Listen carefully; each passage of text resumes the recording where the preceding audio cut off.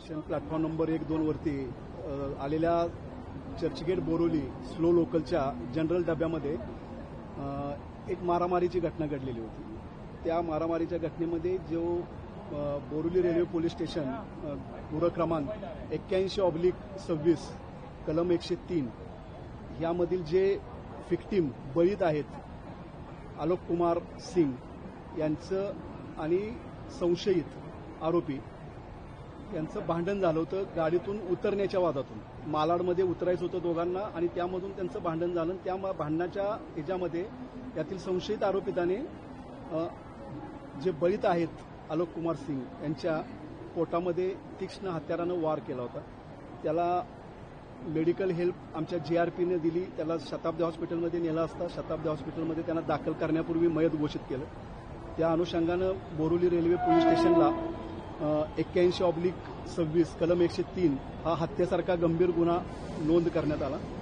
गुन्हा दाखल झाल्यानंतर रेल्वे पोलीस आयुक्त मान्य श्री राकेश कलासागर साहेब आणि waste zone DCP madam Shrimati Sunita Salunke Thackeray madam यांच्या मार्गदर्शनाखाली सदर गुन्ह्याचा तपास बोरिवली रेल्वे पोलीस ठाणे आणि वेस्ट झोनमधील सर्व पोलीस ठाणे यांनी चालू केला.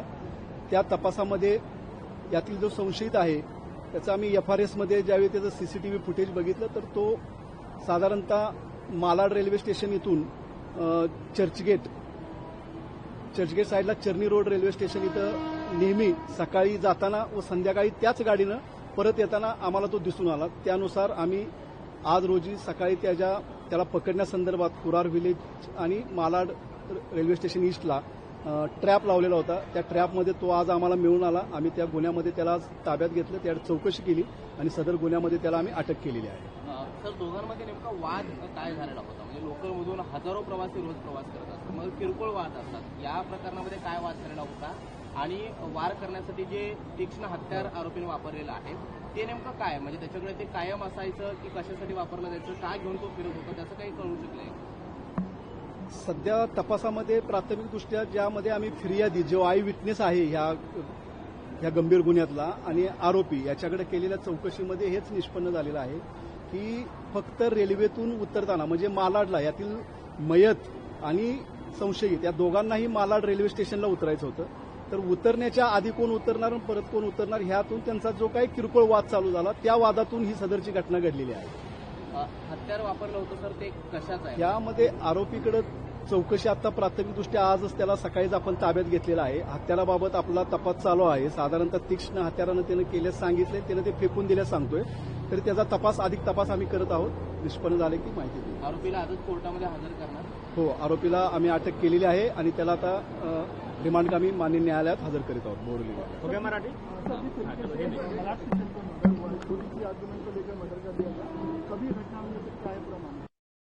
मालाड रेलवे स्टेशन प्लाट क्रमांक 1-2 पे कल जो 17:40 की बोरिवली स्लो लोकल थी, उस लोकल के जनरल डिब्बे में जो मयत इसम है और जो संशयित आरोपी जो हमने पकड़े हैं उनमें से गाड़ी में से उतरने का जो वाद हुआ, उस वाद और जो हाथापाई उनकी हुई थी, इसी वजह से जो संशयित इसम है उसने मयत इसम के पेट में तीक्ष्ण हथियार से वार किया था. इसी वजह से हाई ब्लीडिंग से वजह से मयत इसम जो आलोक कुमार सिंह है जो एनएम कॉलेज विलेपार्ले में शिक्षक है, उनकी डेथ हुई है.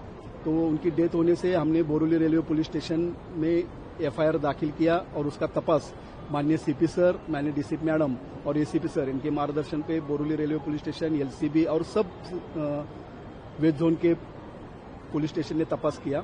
उसमें एक संशयित इसम जो उसको मार के भाग रहा था, वो जो दिख रहा है, उसको हमने आज ट्रैप लगा के मालाड ईस्ट से ताबे में लिया है. उसका तपास अभी चालू है. उसने जो वेपन ये किया है वो वेपन रिकवर करना बाकी है. आज हम उसको कोर्ट में हाजिर कर रहे हैं और उसके ज्यादा से ज्यादा पीसी की मांग कर रहे हैं. वजह क्या थी? वजह सिर्फ गाड़ी में उतरने की वजह थी. एक किरकोल वजह थी. किरकोल वजह से एक की जान गई है.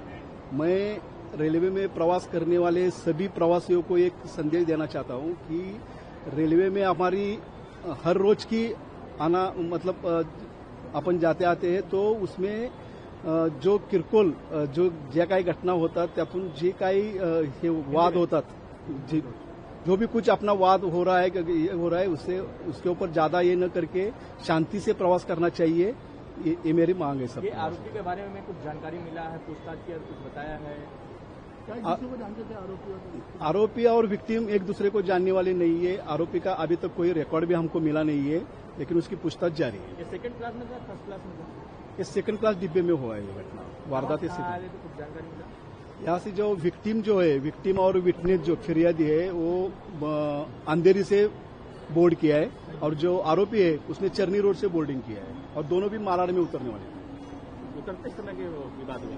अब उतरते समय उनका विवाद हुआ, कौन पहले उतरेगा कौन बाद में उतरेगा, इसी विवाद में ये घटना हो गई है। एक आमच्या लोहमार्ग मुंबई